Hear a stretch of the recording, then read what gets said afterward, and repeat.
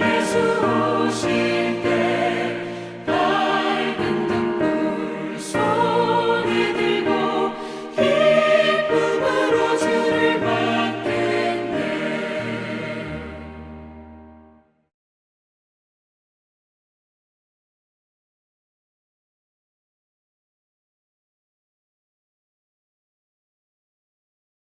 내가 진실로 진실로 네게 이르노니 네가 젊어서는 스스로 띠뛰고 원하는 곳으로 다녔거니와 늙어서는 네 팔을 벌리리니 남이 네게 띠띠우고 원하지 아니하는 곳으로 데려가리라. 이 말씀을 하심은 베드로가 어떠한 죽음으로 하나님께 영광을 돌릴 것을 가리키심이로라. 이 말씀을 하시고 베드로에게 이르시되 나를 따르라. 베드로가 돌이켜 예수께서 사랑하시는 그 제자가 따르는 것을 보니 그는 만찬석에서 예수의 품에 의지하여 주님을 파는 자가 누구오니까 묻던 자더라. 이에 베드로가 그를 보고 예수께 여짜오되 주님, 이 사람은 어떻게 되겠사옵나이까? 내가 올 때까지 그를 머물게 하고자 할지라도 네게 무슨 상관이냐? 너는 나를 따르라. 이 말씀이 형제들에게 나가서 그 제자는 죽지 아니하겠다 하였으나 예수의 말씀은 그가 죽지 않겠다 하신 것이 아니라 내가 올 때까지 그를 머물게 하고자 할지라도 네게 무슨 상관이냐? 하신 것이로라. 이 일들을 증언하고 이 일들을 기록한 제자가 이 사람이라. 우리는 그의 증언이 참된 줄 아노라. 예수께서 행하신 일이 이외에도 많으니 만일 낱낱이 기록된다면 이 세상에라도 이 기록된 책을 두기에 부족할 줄 아노라.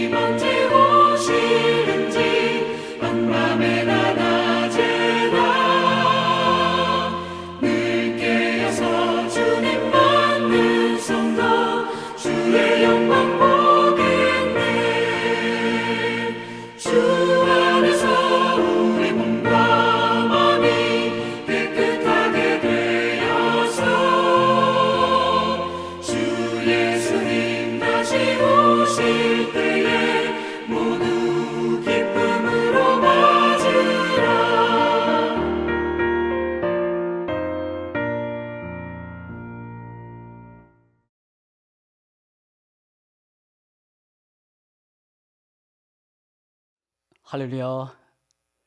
우리 양문계 모든 성도님들의 가정의 삶에 하나님의 은총과 축복이 넘치시기를 바랍니다.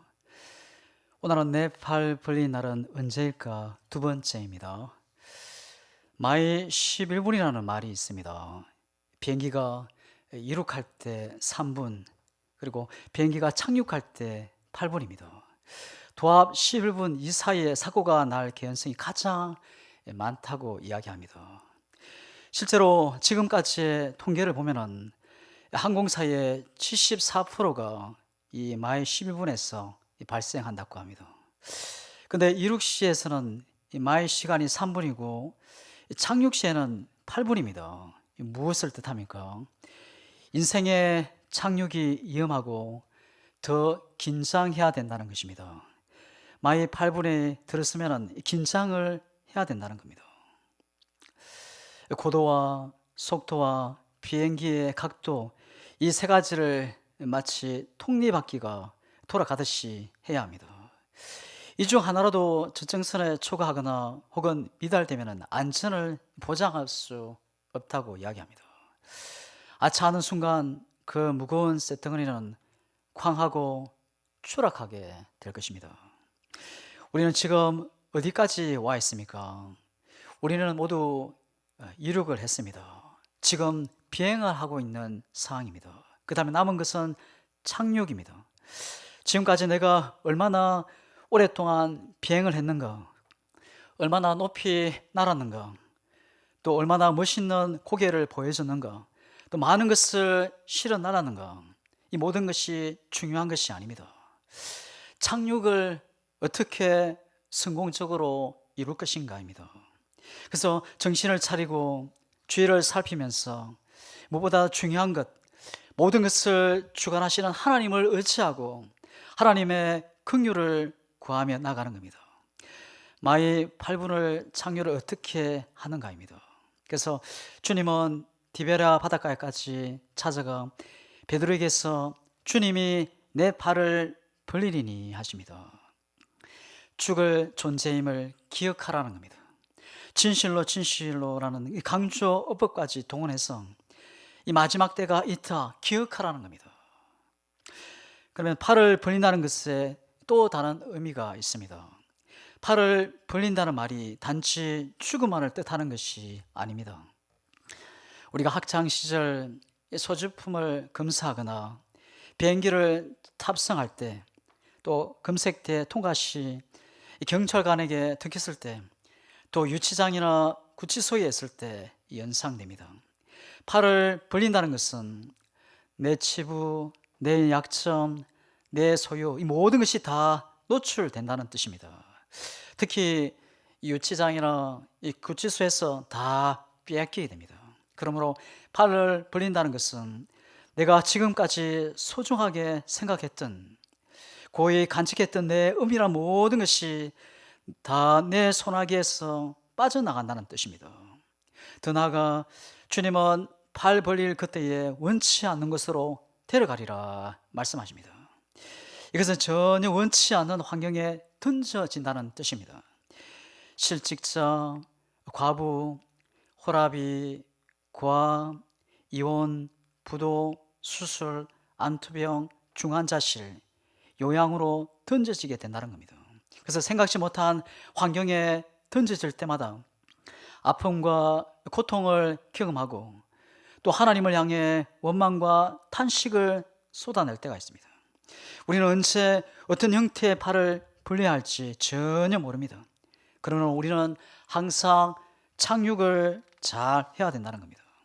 어떻게 하는 것이 잘 착륙하는 것입니까? 주님은 지금 베드로를 향해서 이 중요한 주제를 말씀하십니다. 근데 베드로는 예수님께서 사랑하시는 그 제자를 보고는 예수님께 여쭈봅니다. 주님, 이 사람은 어떻게 되겠습니까? 그의 관심사는 다른 데에 있었습니다. 사랑하는 그 제자 요한입니다. 그때 주님께서 매우 냉정하게 말씀하십니다. 예수께서 이르시되 내가 올 때까지 그를 머무게 하고자 할지라도 내가 무슨 상관이냐, 너는 나를 따르라 하시더라. 베드로는 낯설 일, 낯설지 말아야 할 일, 해야 할 말, 하지 말아야 할 말을 분간을 못하고 있습니다. 관심을 둬야 할 것과 두지 말아야 할 것, 이 분별하지 못합니다. 그래서 예수님께 책망을 받고 있습니다. 혹시 나에게도 이 베드로의 선앙은 없는지 돌아봐야 합니다. 인생의 착륙 지점이 점점 가까워지고 있다는 겁니다. 우리의 내 구조는 무엇을 가질까보다 무엇을 버릴까에 더 많은 관심을 갖습니다. 편의점의 수많은 음료들 중에 하나를 선택하는 순간 나머지 그 많은 음료들을 포기해야 합니다. 배우자를 한 명 선택하는 것은 수많은 나머지 여성 혹은 남성을 포기했다는 뜻입니다. 이렇게 내 무엇식 세계는 계속 무엇인가를 포기하도록 명령을 받습니다. 그런데 우리는 이 창조 원리에 역행하면서 그 뇌를 매일 반대로 사용합니다. 가질 것에만 집착하며 살아갑니다. 내 욕망이 창조 원리와 엇박자되어 돌아가죠. 망가질 수밖에 없는 것입니다. 그 망가짐 끝은 죽음입니다. 그렇다면 이 죽음을 이기는 길은 주님처럼 자원하여 팔을 벌리며 살아가는 겁니다. 내가 가진 모든 것을 아낌없이 주는 겁니다. 그래서 하나님은 억지로라도 팔을 벌리는 연습을 하게 하십니다. 모든 것을 털고 가야 하는 죽음을 연습시키십니다. 그러므로 주님은 십자가 위에서 팔을 벌리는 연습으로 돌아가셨습니다. 모습으로 돌아가셨습니다. 물과 피까지 다 쏟으시고 결국 승리하셨습니다. 말씀을 마치겠습니다. 사랑하는 성도 여러분, 내가 가지고 있는 젊음, 지혜, 시간, 물질, 건강, 특히 복음을 다른 사람에게 나누어 줘야 합니다. 그러나 자는 죽음을 극복하게 될 것이고 영원한 생명에 이르게 되는 은혜와 축복을 누리게 될 것입니다. 내 육체에 팔을 벌릴 그때에도 결코 후회하지 않을 것입니다. 팔을 벌리는 것이 곧 나를 향한 하나님의 은총임을 기억하며 팔을 벌리게 하시는 하나님의 뜻을 겸허히 받아들이는 지혜로운 하나님의 자녀들이 다 될 수 있기를 주님의 이름으로 축복합니다. 기도하겠습니다. 하나님 아버지, 모든 것이 하나님께로 말미암은 것인데도 내가 가진 모든 것이 영원히 내 것인 줄 알고 살아온 것을 용서하여 주옵소서. 이제는 하나님의 은총의 열매임을 알고 나누며 섬기며 살아가기를 원합니다. 언젠가는 우리가 마지막 팔을 벌린 날이 있음을 알고 그 마지막을 인식하고 오늘 하루를 감사하며 찬양하며 최선을 다해 주의 영광을 위해 살아가는 저희들 되게 하여 주시옵소서. 예수님의 이름으로 기도드립니다. 아멘.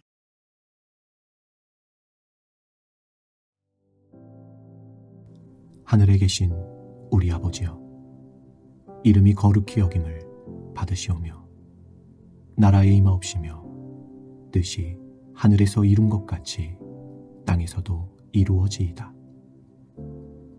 오늘날 우리에게 일용할 양식을 주옵시고 우리가 우리에게 죄 지은 자를 사하여 준 것 같이 우리 죄를 사하여 주옵시고 우리를 시험에 들게 하지 마옵시고 다만 악에서 구하옵소서. 대개 나라와 권세와 영광이 아버지께 영원히 있사옵나이다. 아멘.